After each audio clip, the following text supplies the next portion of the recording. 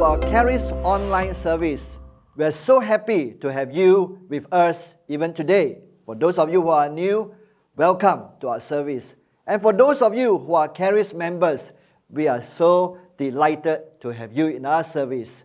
Open your heart in worship unto the Lord, and that allow the Word of God to minister to you even as it's being preached, because I believe that through God, all things are possible. May you have a blessed service. Shalom, brothers and sisters in Christ. It's great to be able to come together to worship our God together. Although now we cannot go back to church and worship again, and we are back to worshiping at our own houses. But I pray that even as we worship in a manner like this, we are still able to usher in the presence of God to worship Him. I'm very happy today I can have my wife together with me, to serve with me, and to lead all of you together to worship God together. And I pray, as we worship Him, that your hearts will be filled with God's peace and joy. We thank you. Hallelujah. Hallelujah.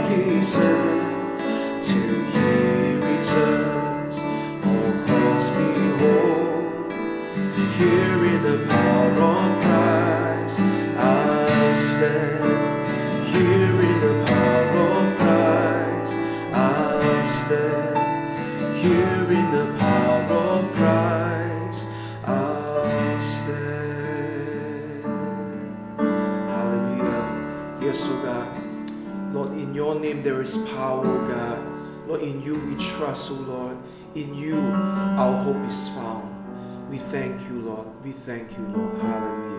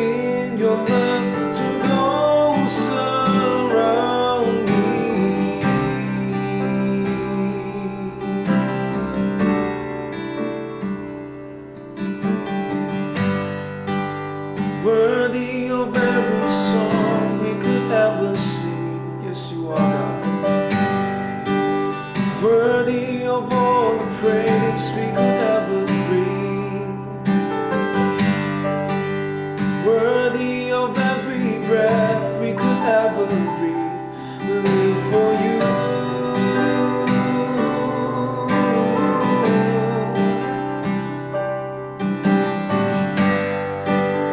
Jesus, the name above every other name.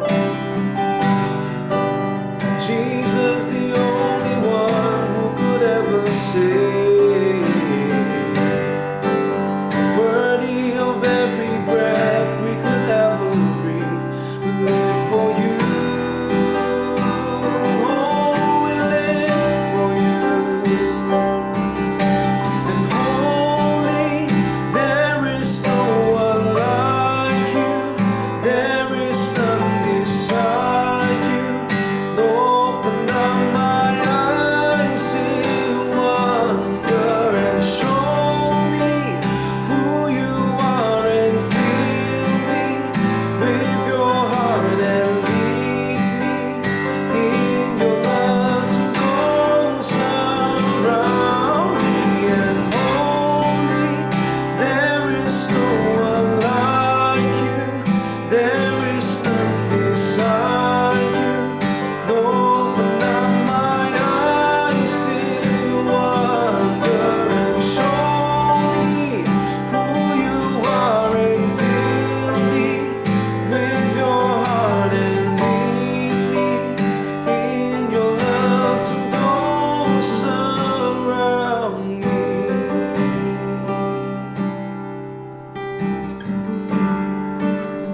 Lead me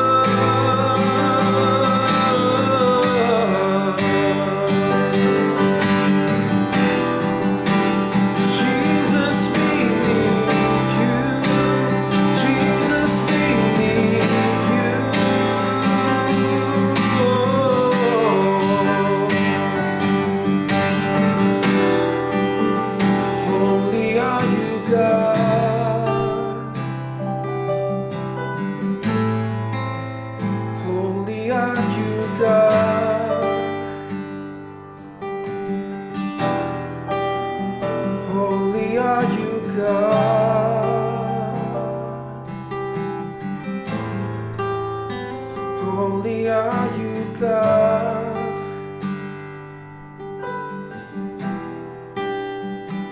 Oh, we are so thankful, God, that we can come before you to worship you, God, to sing to you that you are the only God we worship and we serve, oh God. We thank you, Lord Jesus.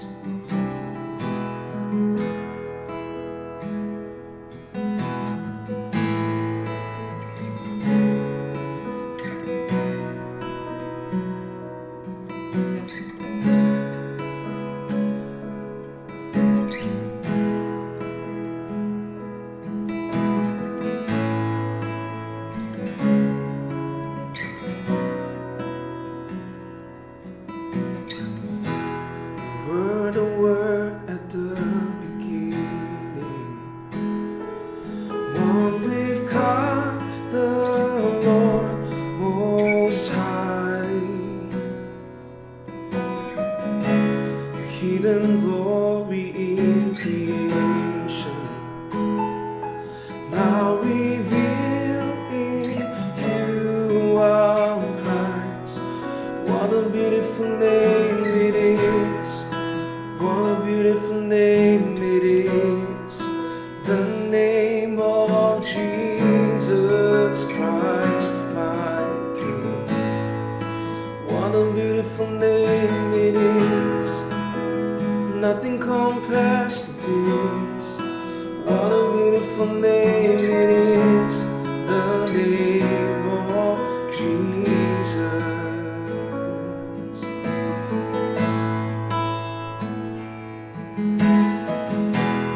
Didn't want heaven without us, so Jesus, you brought heaven now.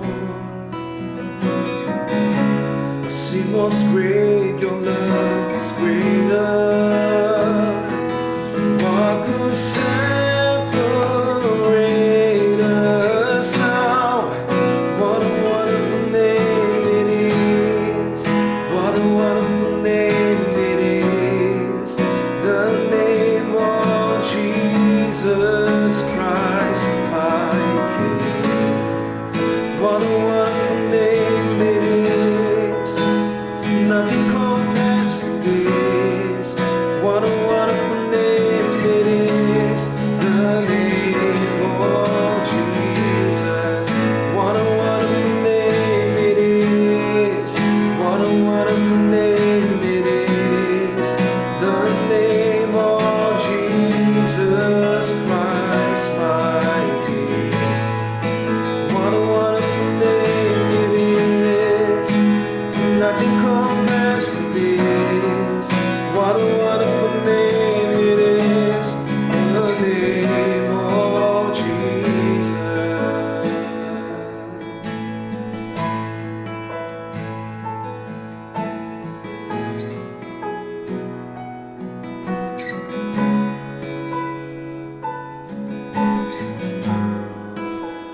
Death could not hold you, the veil tore before you. You silenced the voice of sin and grave.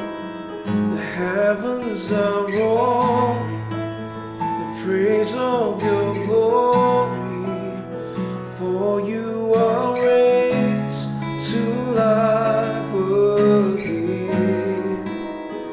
You have no rival, you have no equal, now and forever, God, you reign.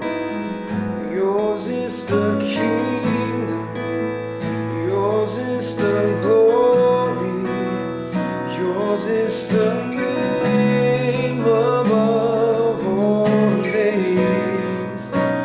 Death could not hold you, veil torn before you. You silenced the voice of sin and grave. The heavens are roaring the praise of your glory, for you are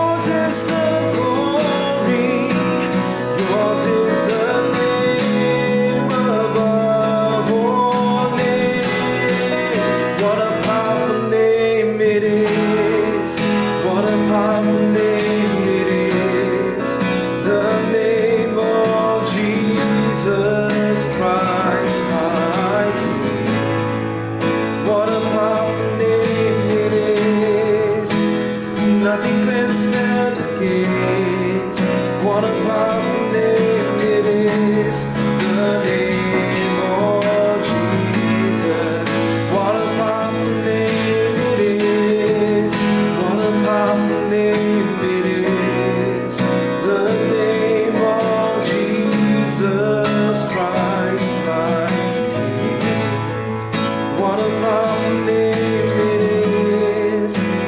Nothing can stand against. What a powerful name it is. The name of Jesus. What a powerful name it is. The name of Jesus. What a powerful name it is. The name of Jesus.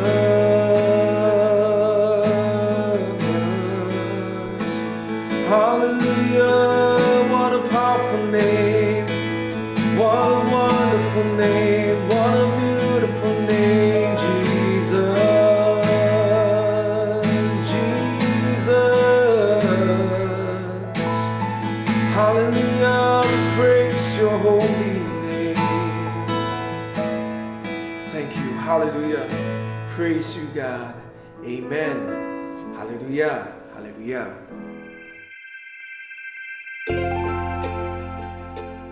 What kind of fruit are you producing in your life?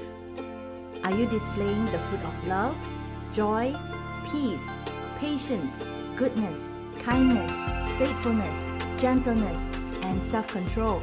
Or are you constantly feeling depressed, angry, or anxious? Stay connected with us. Sermon series entitled Bad Fruit, Bad Root will be preached in the months of June and July. Shalom, my brothers and sisters. I pray that all of you are well and that God's grace will be added upon whatever situation that you may be facing. Let us come to our Bible text for today, taken from Hebrews chapter 12, verse 15. Hebrews chapter 12, verse 15 says, "See to it that no one falls short of the grace of God, and that no bitter root grows up to cause trouble and defile many." Let us pray together. Oh Lord, we worship you and acknowledge your lordship over our lives. And right now, Holy Spirit, I pray for the anointing to come upon the listening and the preaching of your word, that through your power, you will unearth those roots that are there that need to be taken care of, so that you will bring healing to our lives, Lord, and restoration to all that may be damaged, Lord, by all those roots. I ask that you will bless this time. Through Jesus' name we ask and we pray. Amen. Today, I'm going to talk about the case of the bitter root. Do we have bitter roots? We may knowingly or unknowingly have it.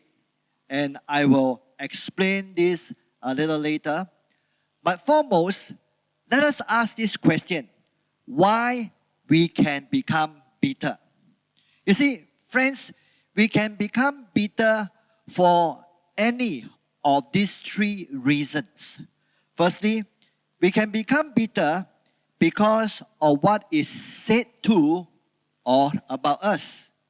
As you reflect, you will be able to remember how at times we feel offended by what may be said to us or about us. Secondly, we can become bitter because of what is done or not done to us. Again, I'm sure there are many occasions, perhaps even in your working life, you would have encountered, whether it be things that were done or the omission of things which were supposed to be done, which caused a hurt in your life before. Then thirdly, we can become bitter because of what is taken from us, that which we feel very unjustified, that which we feel is without reason. And what is the end result? We feel hurt. We feel that kind of bitterness sometimes that remains in us. What does this term bitter root mean? Especially the word root. You see, the root is one of the most important part of the plant. Why? Because it is the root that determines whether the plant is healthy or unhealthy. It is the root that will also determine whether there will be good fruits or spoiled or bad fruits that will be produced. And ultimately, the life or death of the plant is very much centered on the roots in itself. Our life, friends, is the same. We have our roots too. Our biological roots, our emotional and mental roots, as well as spiritual roots. Are they healthy? Or could they be unhealthy? We may have infected roots that was caused by perhaps our turbulent upbringing or the unpleasant experiences that we have gone through in life, and even current trials that some of us are facing.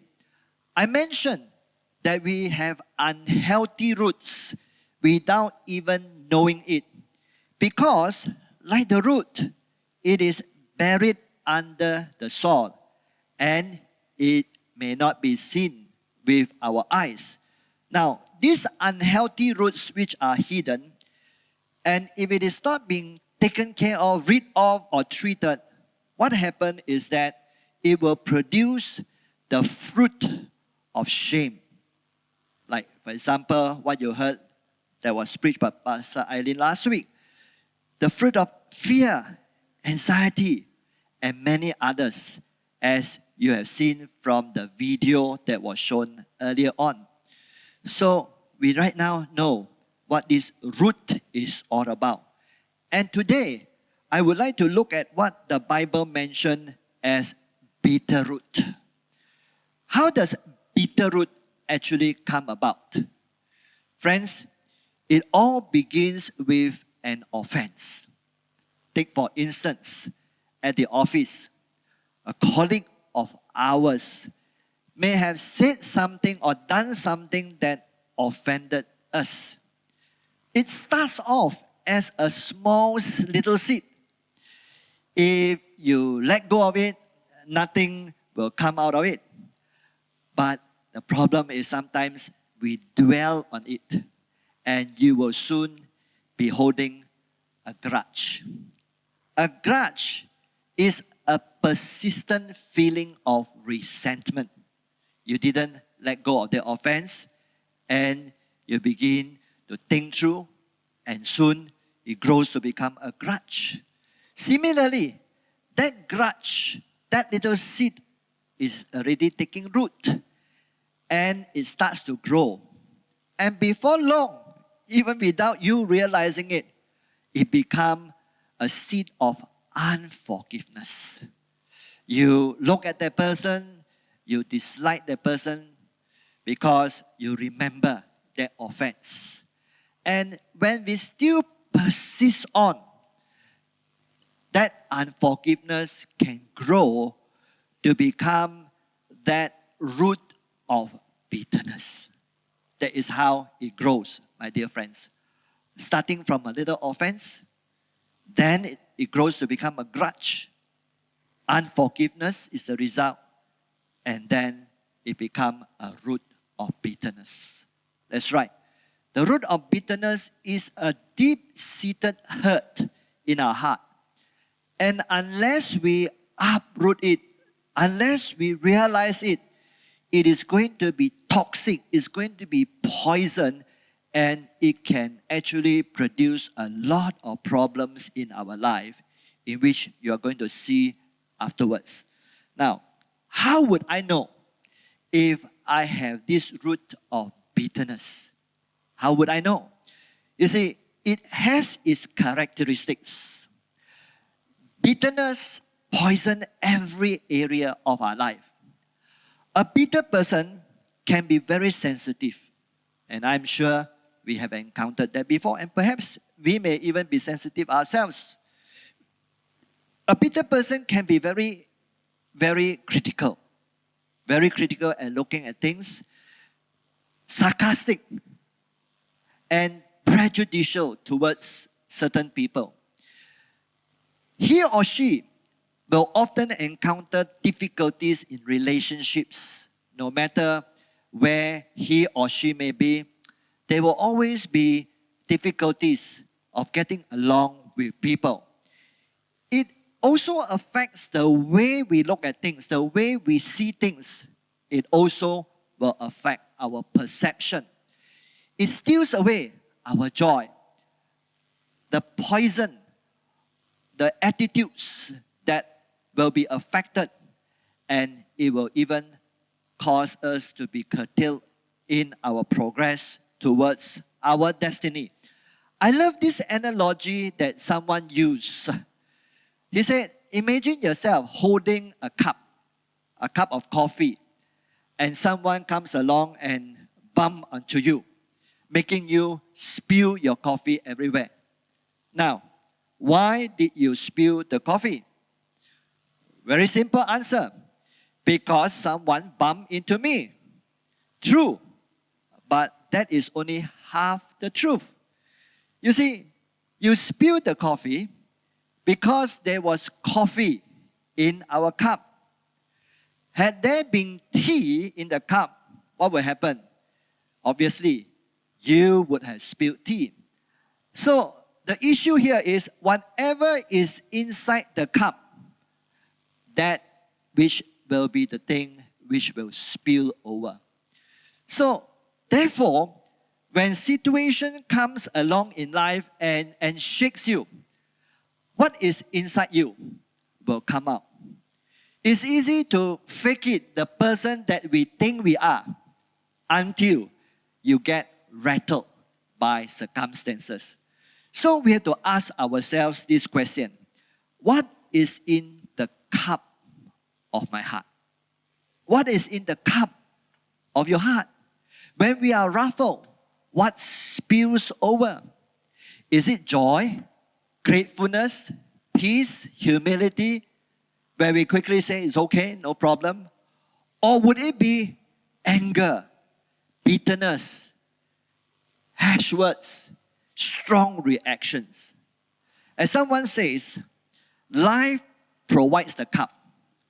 It is we who choose what to fill it with. Very appropriate analogy that I see is very true.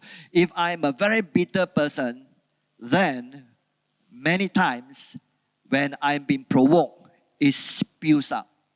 But if I'm a man of peace, I'm a man who is very forgiving and generous, that even though I may be rattled, but I will be able to come up with words of reconciliation, words to say it is okay.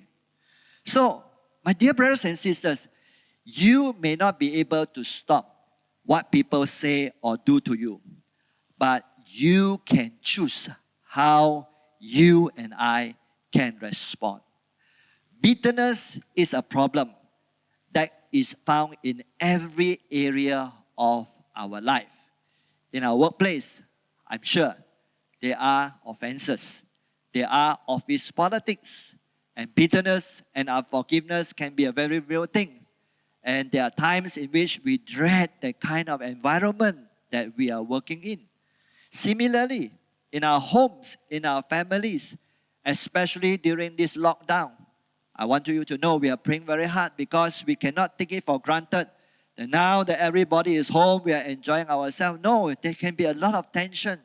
Working from home is no joke. Studying from home is no joke. When everybody is together, yes, we can step onto one another's toes, and the tension can be very high, especially when the Wi-Fi is lagging and when everybody wants to make use of the computer, and that become a hotbed of contention and a lot of offenses, grudges, and unforgiveness can happen. So really, we pray that God will help us and give us grace to pass through the times of lockdown where a lot of domestic situations can arise. And we pray God will give you peace and harmony in every single of our home. Amen. Similarly, it can even happen in our neighborhood that this root of bitterness can take place.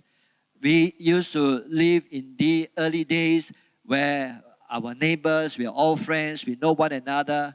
And as someone says, we take care of each other's children. We help each other, to keep an eye on our children who sometimes will go and the neighbors will say, hey, you better come back. If not, I'm going to tell your mother. Gone are the days. And right now we are living in the urban city where we're living in houses with high walls. Sometimes we don't even know our neighbors. The walls look like the Great Wall of China. And at times even that there be enmity, throwing rubbish, parking your car that sometimes get in the way of your neighbors. And again, offenses takes place, unforgiveness and grudge and bitterness are the result. Church, similarly, life groups where you are. Yes, criticism, disunity, fault finding. We are not perfect. And all these are very real. And all these are lessons in which we must learn to dwell together in unity. But the fact that I'm trying to point out is that bitterness, offenses happens in every arena of our life and even in a nation in itself. And as someone says, whenever there are people, there will be bound to be offenses. Either that you have offended someone or someone has offended you. That is a fact of life that we have to live with.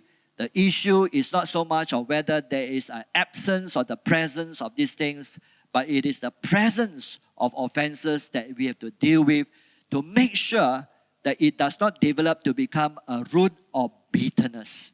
Friends, the root of bitterness will also blow out the light of joy and our testimony, and it will bring darkness.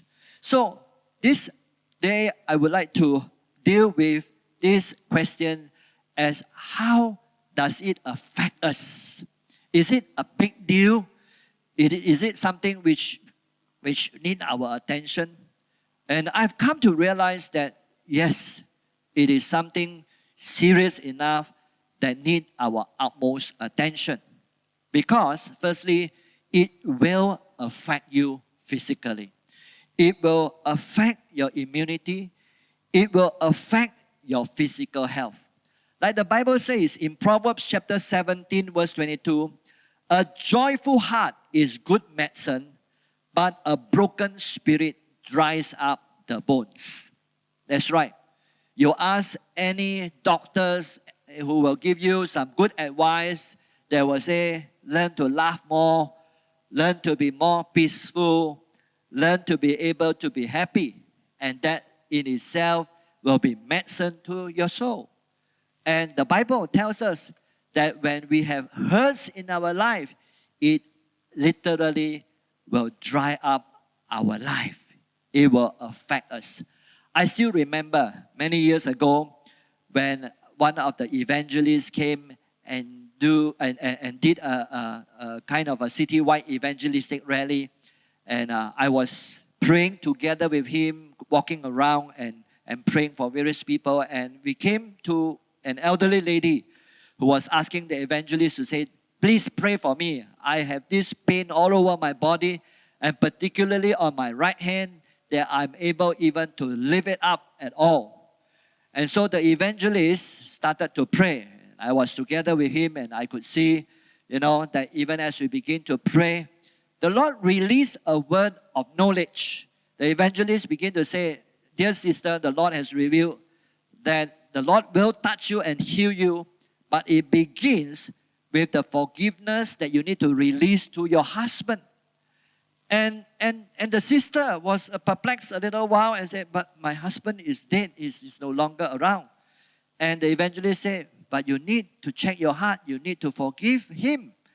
And it is true that this sister, even though that she has become a widow for more than 10 over years, And as the Lord began to reveal by this word of knowledge, and as she was willing to pray, Lord, help me to release my husband, she began to cry.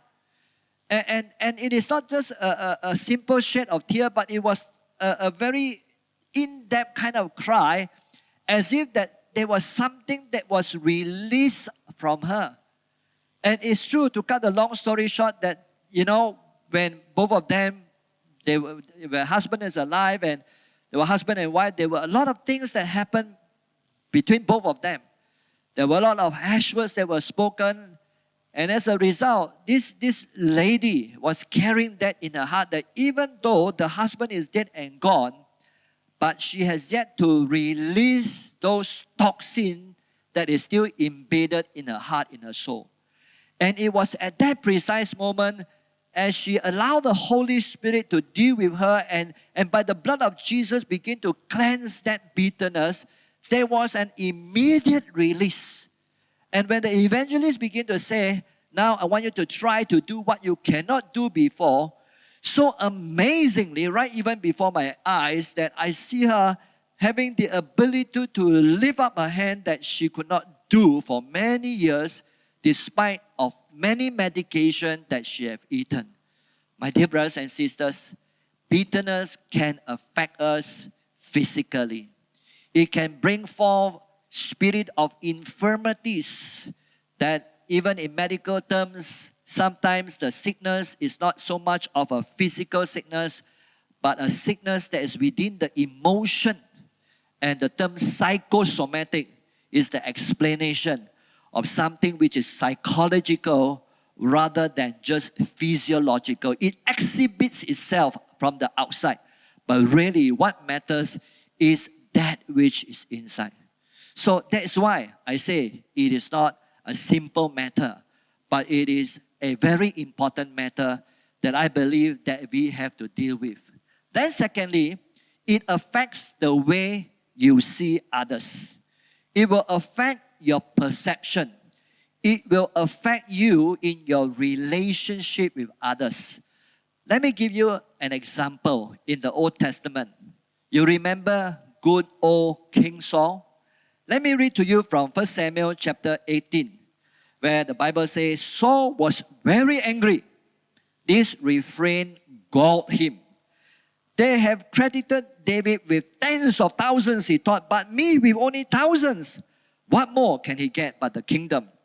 And from that time on, Saul kept a jealous eye on David. Now, let me ask all of us, what was the background of this passage of scripture? What actually happened that Saul was so angry with David?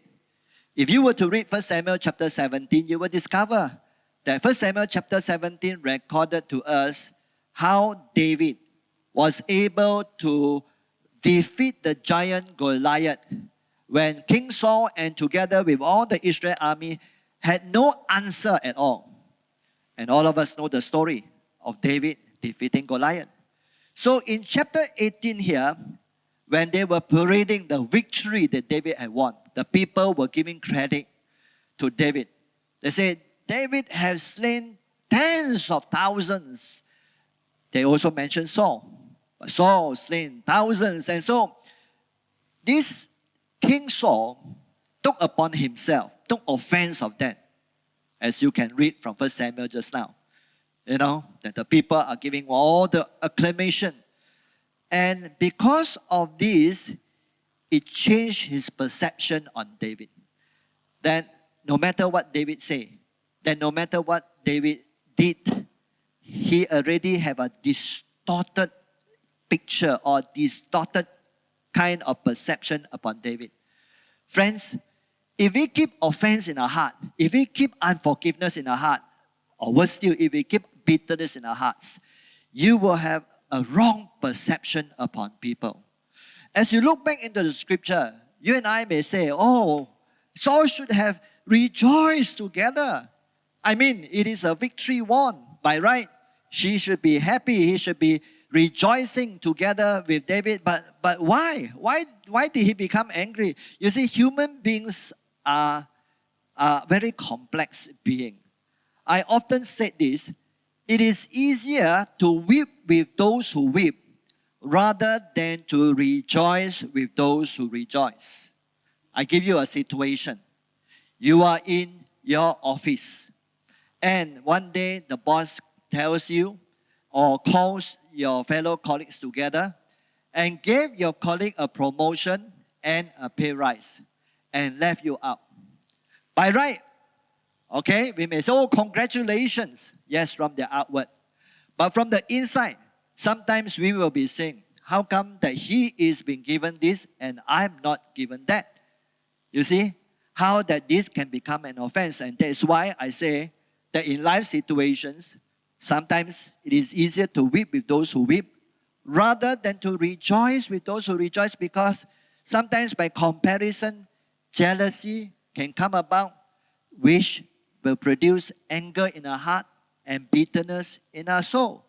So my dear brothers and sisters, that is why it's so important for us to deal with this root of bitterness, because it will affect the way that we look at others. Then thirdly, it also affects us spiritually. I believe that this spirit being of ours is to be guarded. As the scripture tells us in Hebrews chapter 12 verse 14, pursue peace with all people and holiness, without which no one will see the Lord. Pursue peace with all people, because without holiness, no one can see the Lord. You see, my dear brothers and sisters, friends, hurts steal away the joy from your heart and instead produce an inner pain, which is like a sore spot, sensitive to even the slightest irritations. Bitterness will destroy your worship. You cannot pray with assurance or confidence. You cannot praise with delight. Come on, let's face the fact. Bitterness will damage your work. I mean, how can you serve the Lord effectively when the bowl of bitterness is gushing through our veins? Bitterness will defile your witness. It will taint your testimony. It will seal the lips of a soul winner. It is indeed a poison to our soul and even to our countenance. Let me get to the final point, which is the core point that we need to address today. How do we deal with these bitter roots? How do we unearth it so that it will be severed off, so that it will be restored by the grace of God to be a healthy root? 3 steps which I'm going to walk with you even in my prayer afterwards. The first step is we have to ask the Holy Spirit to reveal it. We have to ask the Holy Spirit to show you the hurts in your life. I think Psalm 139 verse 23 says it very appropriately. The psalmist says, "Search me, O God, and know my heart. Try me and know my thoughts." You see, friends, bitterness can be a root. And like the root, as I've explained to you earlier, it is hidden. It is under the soil. And I can tell you, like that testimony that I've shared earlier on about the lady who was healed, that the root of bitterness can be lying there for 10, for 20, for 30 years, lying dormant. Let me say it again. Bitterness can be in our soul, lying dormant there, like a volcano that is lying dormant there and has not erupted yet, but it is an active volcano. Similarly, the root of bitterness can be an active root, but yet it is lying dormant there unless something irritates it, unless something rubs on it, then it will erupt altogether. I pray that today the Holy Spirit, even as we pray afterwards, will begin to unearth and reveal that hidden root that may actually be found in our hearts or deep within our soul and spirit, that offense, or perhaps that grudge and unforgiveness and bitterness that may be embedded there, that may actually be the cause of the many difficulties that we may be facing even today, from the body to the soul or even to the spirit realm. Then the second step, I believe, that will help us to be able to unearth the root of bitterness is to practice the grace of God in order to remove it.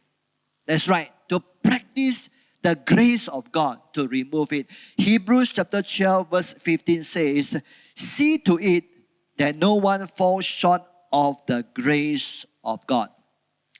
You see, it is not God who falls short. It is we who fall short.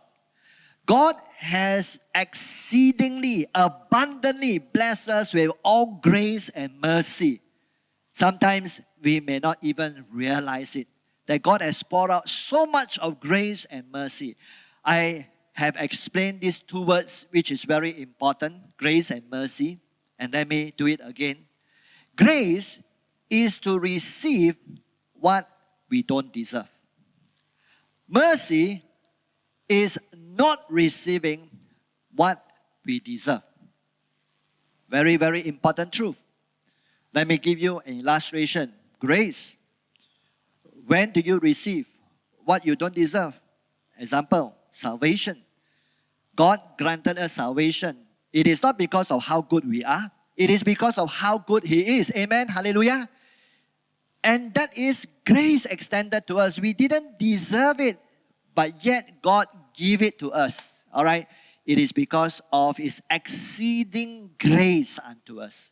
Similarly, mercy. Example, we deserve to be punished for all the wrongs that we have done. We deserve judgment upon all the sinfulness in our life. But because of the mercy of God, we did not receive what we deserve. You see how we have to understand how God has extended His grace and mercy unto us, that today we are called the children of God. It is because of God's grace and mercy. And just the other day, God impressed upon me this truth. He actually spoke into my heart that many people who is unable to release forgiveness, who is unable to release the bitterness from their heart, is because they do not know how much they have been forgiven, how much of grace and mercy that have been extended to them. When we have truly tasted and experienced the grace and mercy of God, you will have little difficulty to releasing it to others too. Pause for a while. Think about this statement to see whether it's true. And you will discover, as I've discovered, yes, that's why the Bible says, freely, freely that you have received, freely, freely give. You cannot give what you did not receive. You give is because you have. And when we have appropriated God's forgiveness and really know how much that we've been forgiven, then, my dear friends, you will be able to freely give it to others, not by our own strength, not by our own emotional, rational thinking, but truly by the grace and mercy of God, that we will be able to release it to the one who have offended us and to the one whom we may bear a grudge. Now, the question has been asked, how many times should we forgive? Because sometimes we may have our limits to say, I don't think so. I can be so gracious to that person. It's true. If you and I were to operate by our own norms, we have our limitations. But the fact that as believers, we are not called upon to operate by our own norms. We are called upon to operate from the truth, from what Jesus has taught us. So one day, Peter came to Jesus and asked Him a question. He said, Lord, how often should I forgive someone who sins against me?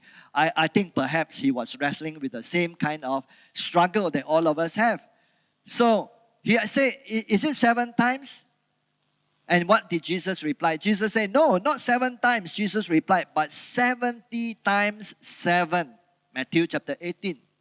What was the message that Jesus was trying to bring across?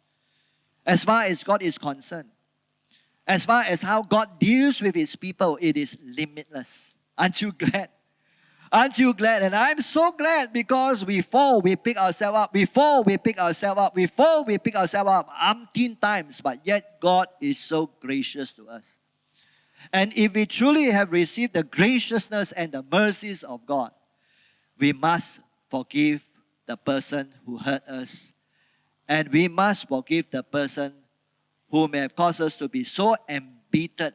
Because really, I know how you may feel sometimes, because certain things are so excruciating, in its inner pain, that sometimes you say, I don't think I can do it. But by God's grace, we will be able to do it. And ideally, if circumstances permits, talk it out with the person who may have offended you, or whom that you may have, caused an offense, that it may be an opportunity to reconcile. Because oftentimes, life is like what I call a clap. And when there is a clap, it has to be two hands that make a clap.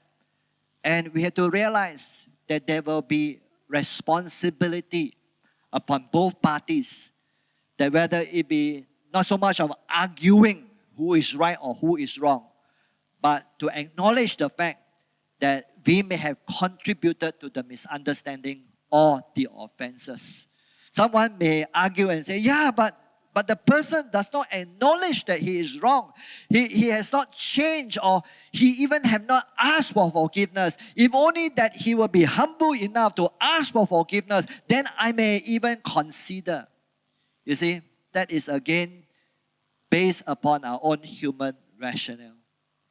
And friends, when we look upon Jesus as an example, especially when he was hung at the cross, you remember he prayed one prayer. One classic prayer, even as he was hung there. He prayed this in Luke chapter 23, verse 34. And this was what Jesus said. Father, forgive them, for they do not know what they are doing. Now let me ask my dear brothers and sisters, did the soldiers came and say, oh Jesus, we have done wrong to you? Did any one of them who did all those abuses came and humbled themselves and bowed before Jesus? None of them did. None of them did. It was Jesus, by his initiative and by his generous heart, he prayed this prayer. Father, forgive them, for they do not know what they're doing. Now we are called upon to become the disciples of the Lord. And I believe that it is a choice we have to make. That is that we want to follow the example of Jesus. We have to emulate what Jesus has shown to us. And it is by his grace and mercy that we'll be able to do, not for the benefit of the other person, but really it's for our own benefit. Because the toxin of bitterness will not in any way affect the person who have offended you. The toxin will be the thing that will poison our entire system, as long as we allow it to be there. Even for the fact that it's lying dormant, it is something which will trouble us over and over again. Then thirdly, we have to let his truth replace it. What do I mean by we have to let his truth replace it? You see, we have to renew our mind with the truth and not by our own thinking or ideas. You see, in life choices, either you apply the principles of the Word of God, or you apply your own ideas or your own principles. It is not by using our emotion, it is by using that which is the spiritual fact that God has dropped into our spirit to be able to contend with some of the things and the struggles that we go through in life. We have to accept and to embrace that the many difficulties that God permits us to go through are not just time wasters, are not just rubbish or stumbling block, but we have to embrace the truth of the Word that tells us that God works all things together for good for those who are called according to His purpose. I believe that even when I was a non-believer, I believe that even when I was a teenager, when I have not followed Jesus Christ as yet, God was already causing things to work it out that will ultimately lead me to sense the need for my Savior through the Lord Jesus Christ. And this is what I mean, that you have to let this truth replace your own ideas, your own thoughts, and believe that God is actually using these situations to mold us. That today, as we begin to reflect back, we do not reflect back with regret, but rather to reflect back in thanksgiving, to say, God, I thank you that through this certain person that you have allowed to be part of my life, you have taught me patience, you have taught me long-suffering, you have taught me endurance, you have taught me what real love is all about. And when you begin to think in depth, it is true. It is easy to say love, but it is another thing to love the unlovable, which we all have to continually learn. My brothers and sisters, I think if there's a good example that I like to use as an illustration, it will be Joseph in the Old Testament.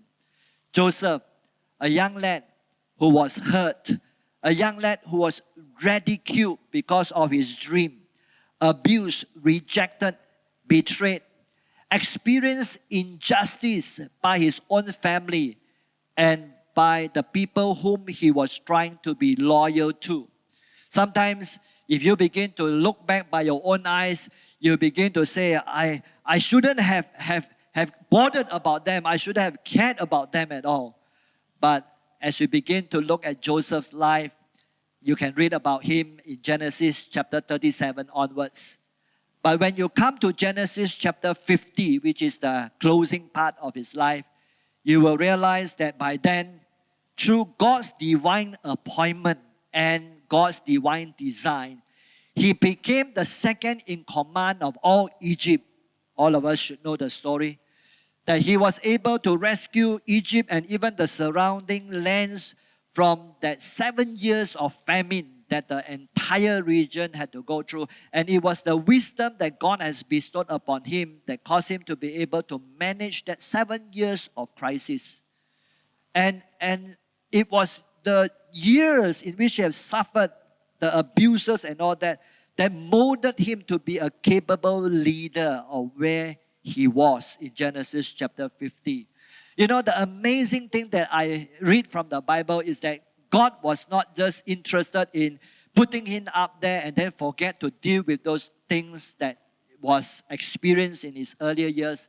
You read Genesis chapter 50, God brought the family to him. And when God brought the family to him, the entire family and especially the brothers did not know how to face him. They were too embarrassed because of the hurt and of the damage that they have done and all the injustice that they have done towards him. And right now they were at his mercy, this young brother's mercy right now, who is right now is able to have them all being judged and to be killed. Look at how Joseph began to address the situation. That instead of coming down upon them and tell them and say, who has the last laugh right now? He began to tell them with a heart of reconciliation.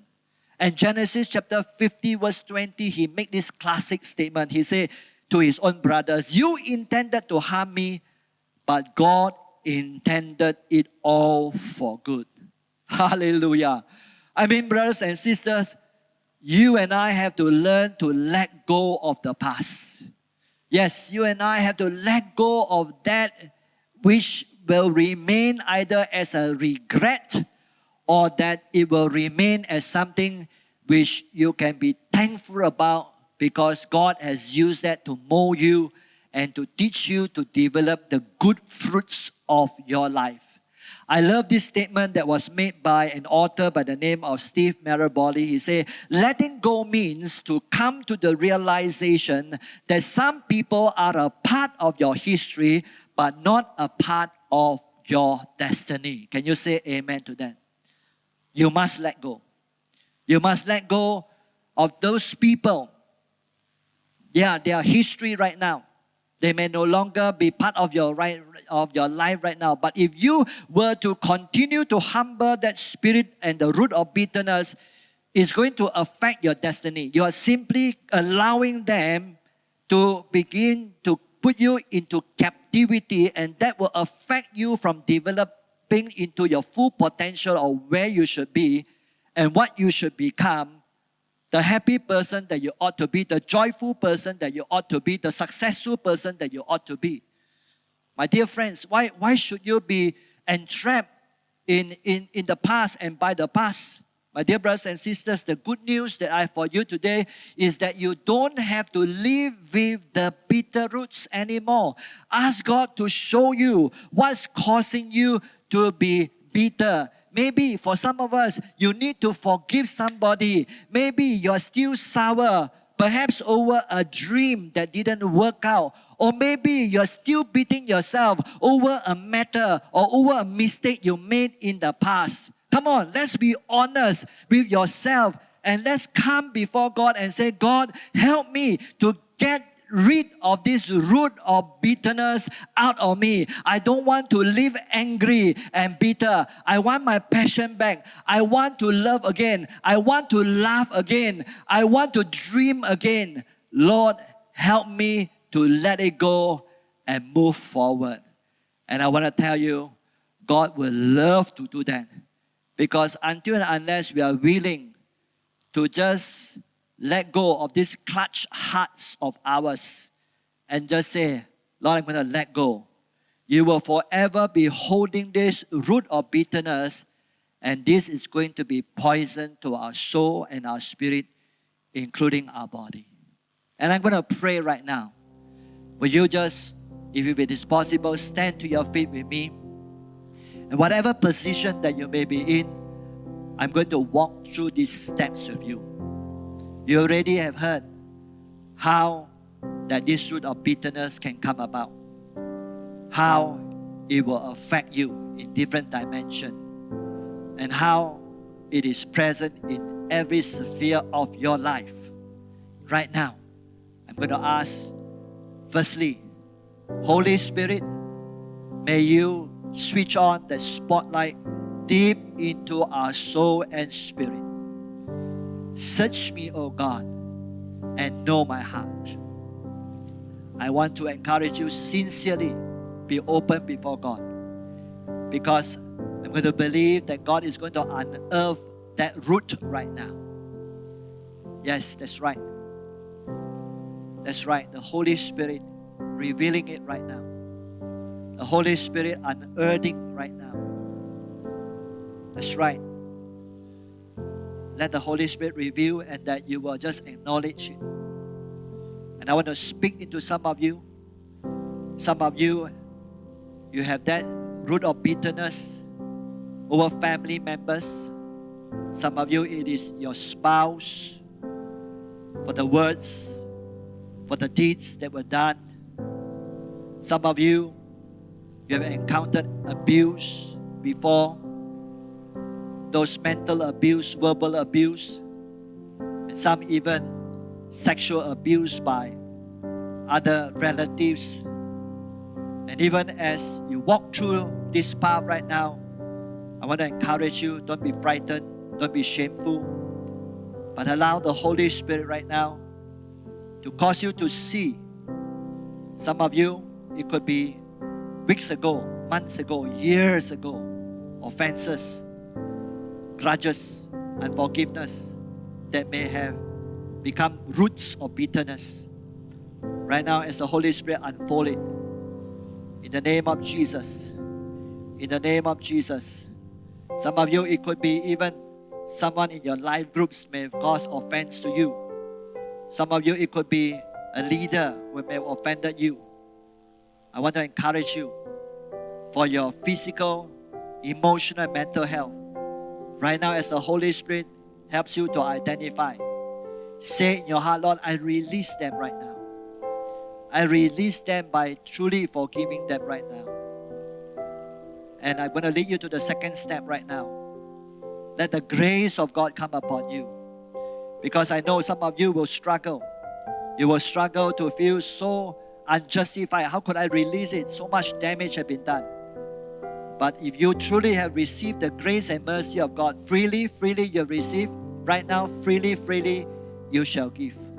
I pray for my brothers and sisters right now, Lord, that you will help them to experience how exceedingly abundantly that you have poured out your grace and mercy unto us. And right now, as we have tasted and experienced that grace and mercy from you, Lord, I pray that in the same manner, we're going to release grace to those who have offended us, oh God, who have caused harm unto us right now. Lord, not by our own strength, our own human thinking, but by your grace and mercy, we're going to apply it, Lord, to release them, hallelujah, to forgive them totally and absolutely by the power of your grace and mercy. Hallelujah. And right now, I'm going to apply the third truth. Let the truth replace it. The truth of the fact that when God permits it, it was a molding instrument. It was a catalyst that is being allowed there so that it can produce good fruits out from your life. So in Jesus' name, I'm going to ask that let your truth come upon us, Lord, and you will remove our own thought pattern, our own ideas, Lord, our own principles, oh God, that you will set it aside and help us that we will just simply embrace the truth of your word that says that you cause all things to work together for good. And by the power of Jesus' name, right now, Lord, that you will help us to embrace those situations, oh God, no longer with regrets, but rather in thanksgiving, oh God, no longer to be ashamed and no longer to be hidden, but rather, Lord, being exposed by the Holy Spirit, so that, Lord, it will be uprooted, it will be unearthed, and it will be severed off from our life. So right now, by the authority of the name of Jesus, therefore, I rebuke every spirit of infirmity, every sicknesses that may be caused by those things, the roots that are in our life, in our spirit, that right now, in the name of Jesus, I command healing to flow. Hallelujah. That by the power of Jesus' name, that you will cause that spirit of infirmity to be severed off, and you will cause your healing to flow. Lord, that the migraine will leave in Jesus' name. That sinus sensitivity will be healed in Jesus' name. That skin allergy will be healed in Jesus' name. That stomach ulcer shall be healed in Jesus' name.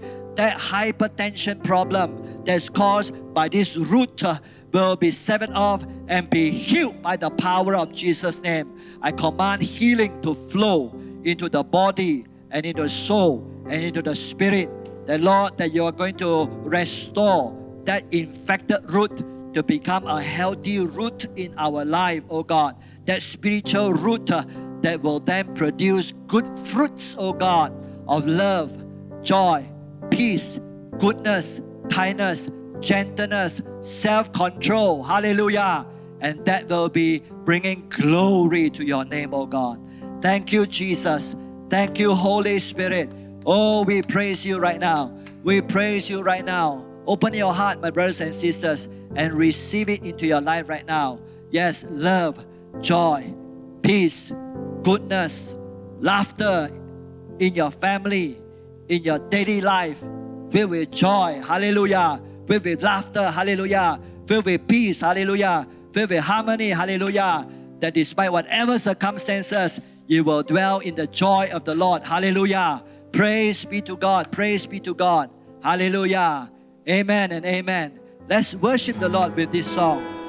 Death could not hold you, the veil tore before you, you silenced the voice of sin and grave. The heavens are roaring, the praise of your glory, for you are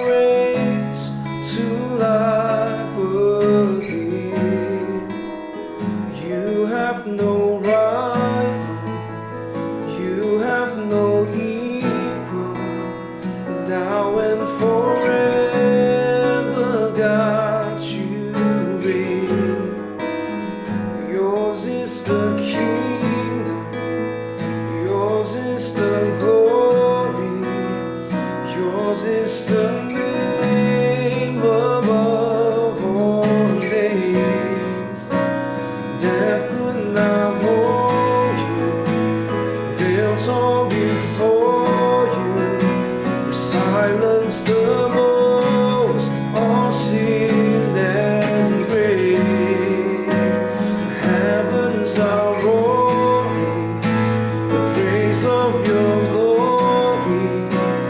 For you are raised to life again.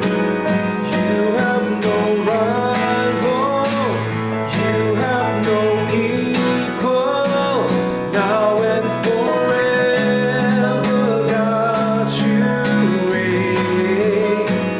Yours is the kingdom, yours is the glory, yours is the name above all names. What a powerful name it is, what a powerful name it is, the name of Jesus Christ my King. What a powerful name it is, nothing can stand against. What a powerful name it is, the name of Jesus. What a powerful name it is, what a powerful name it is, the name of Jesus Christ my King. What a powerful name it is, nothing can stand against.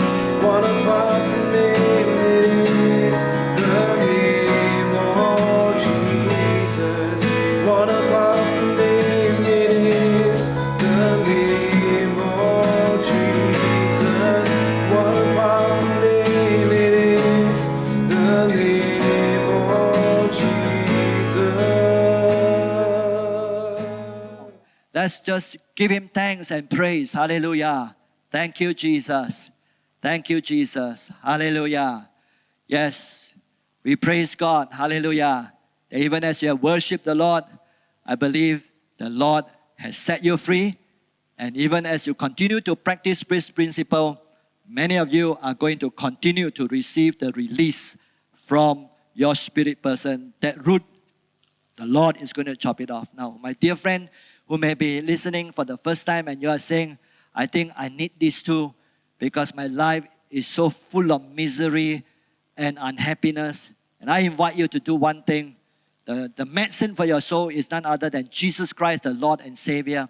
And I want you to follow me in this simple prayer that I'm going to pray. As you close your eyes, just follow me word by word. All right? Lord Jesus, thank you for your love. Thank you for your precious blood that was shed. I ask that you will wash me of all my life, of all the misery, all the anger, all the bitterness, and let it be replaced with love, with joy, with peace, with harmony, and eternal life. Thank you, Jesus.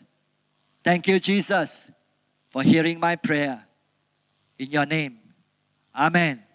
Amen. Praise be to God. If you have prayed that prayer, my dear friend, congratulations. Tell it to the Christian brother or sister who invited you to watch, and they will tell you what are the next steps that you should be taking, that you may continue to receive this abundant life from God Himself. Praise be to God. Right now, I'd like to invite all of you to watch this video announcements.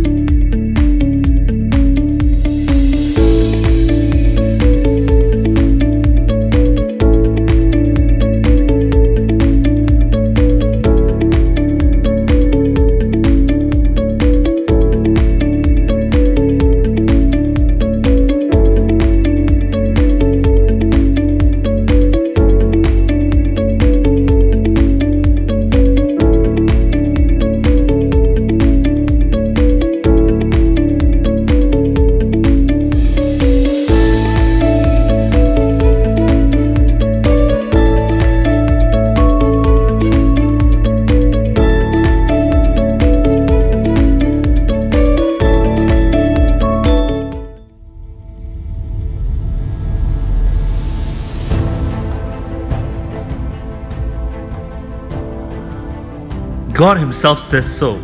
And I myself will be a wall of fire around it, declares the Lord. And I will be its glory within. Zechariah 2 verse 5.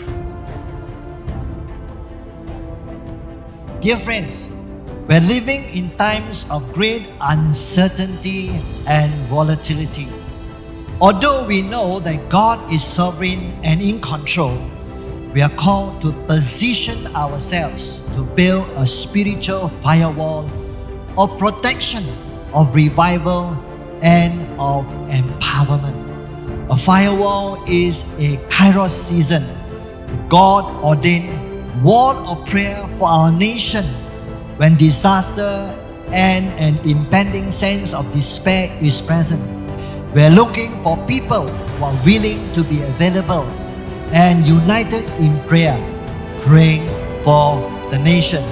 Now this firewall is a Kairos move of God because it has an urgent love for the land, the church, and it feels the pulse of our future. It is serious, private, accountable, doable, scalable, yet believes in the indispensable power of corporate prayer. So, my dear brothers and sisters, I would like to call upon all of you who are in Charis Christian Center to participate with us in this new 24/7 national prayer chain organized by Malaysia United Firewall. We want to stand with all the other brothers and sisters in the Malaysian churches, both in Peninsula as well as East Malaysia, to answer the call to unite in prayer for our nation in such a time as this. And I believe that God is a prayer answering God. Kindly watch this short video that will teach you how you can register into this firewall, and from there you will receive all the information of what to pray and when to unite together with other brothers and sisters. Thank you so much.